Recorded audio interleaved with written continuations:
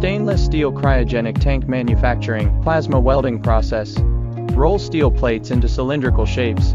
Align and tack weld cylinder sections using fixtures. Position and secure the cylinder on the welding fixture.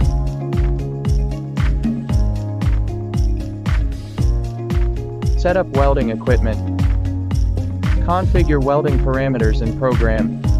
Weld along the length longitudinal seam at steady speed. Complete first weld pass.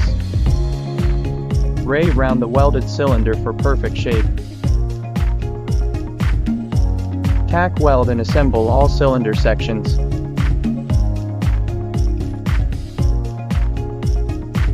Plasma weld the tank circumference, girth seam, outer pass plus inner pass.